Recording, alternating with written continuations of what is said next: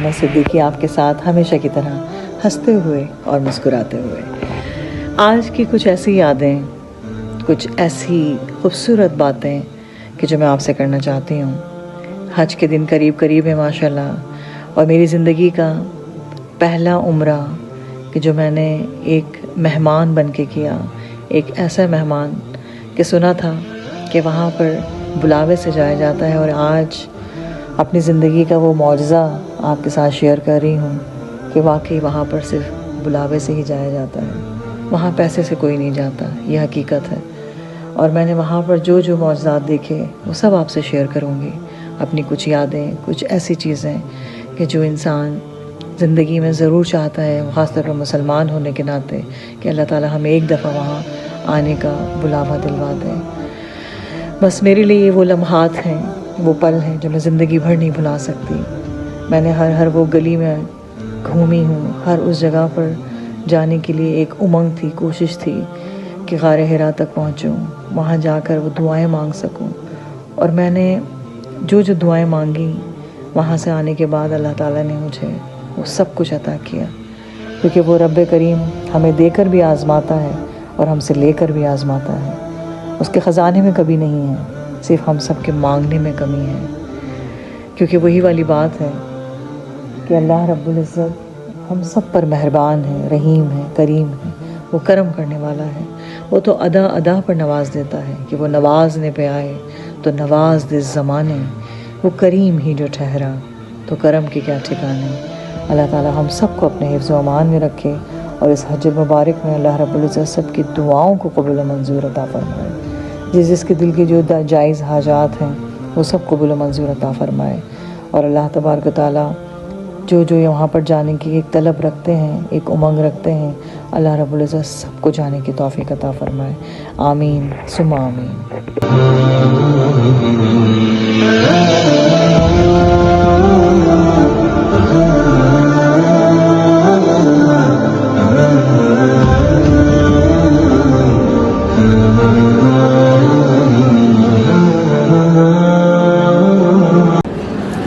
یہ وہ نعت ہے کہ میں ہر محفل میں نا فرمائش پہ پڑھتی تھی یہ نعت.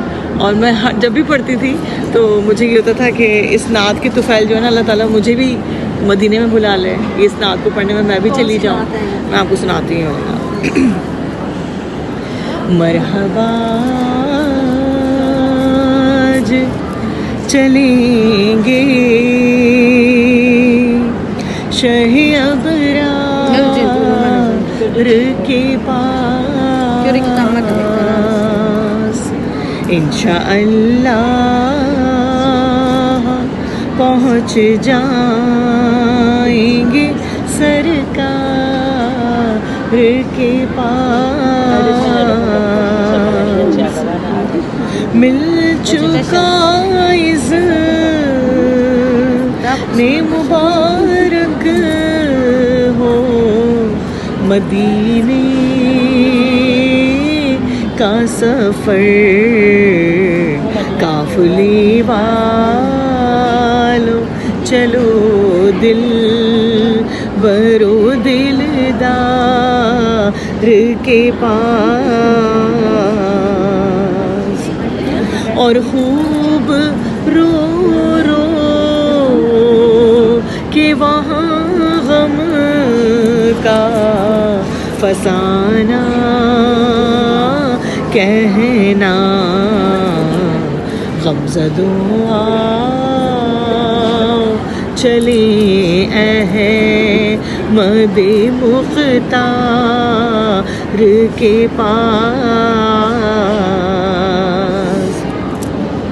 اور میں گناہ گار، گناہوں کے سوا کیا لاتی، نیکیاں ہوتی ہے سرکار नेकोकार के पास,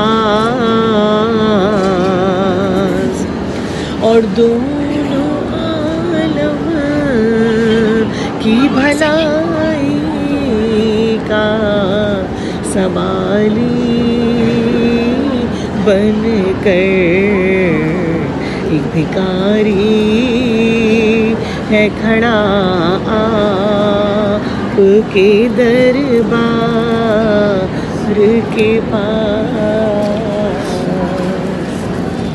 और इंशाअल्लाह पहुंच जाएंगे। रहमत का दर खुला है दरबार मुस्तफ़ा में, बिन मांगे मिल रहा है दरबार मुस्तफ़ा में, कि मैं नात पढ़ रही थी सरकार सुन रहे थे, ये राज अब खुला है दरबार मुस्तफ़ा में।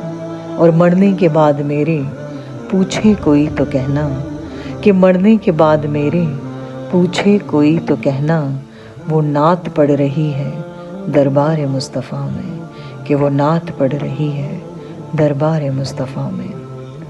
कि सरे महफिल करम इतना मेरे सरकार हो जाए, कि निगाहें मुंतज़िर रह जाएं और दीदार हो जाए, कि ग़ुलाम मुस्तफ़ा बनकर मैं बिक जाऊं मदीने में, कि ग़ुलाम मुस्तफ़ा बनकर मैं बिक जाऊं मदीने में, कि मोहम्मद नाम पे सौदा सरे बाज़ार हो जाए, कि मोहम्मद नाम पे सौदा सरे बाज़ार हो जाए, कि मोहम्मद मुस्तफ़ा का नाम लेकर झूम लेती हूँ, तसव्वुर में सुनहरी जालियों को चूम लेती हूँ, कि मोहम्मद मुस्तफ़ा की नात पढ़ने का सिला देखो, कि मोहम्मद मुस्तफ़ा की नात पढ़ने का सिला देखो, मैं घर बैठे मदीने की गली में घूम लेती हूँ, मैं घर बैठे मदीने की गली में घूम लेती हूँ।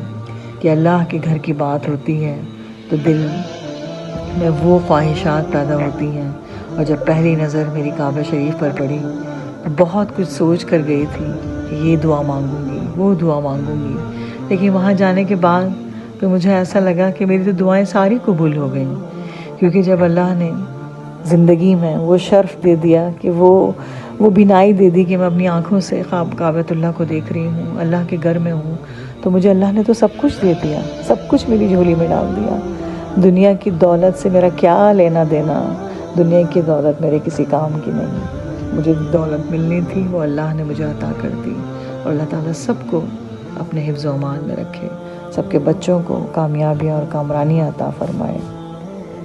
कि अर्श आली फर्श खाकी फिरदौस बरी पहनाए जबी, ये भी तेरा वो भी तेरा, कि ये भी तेरा वो भी तेरा।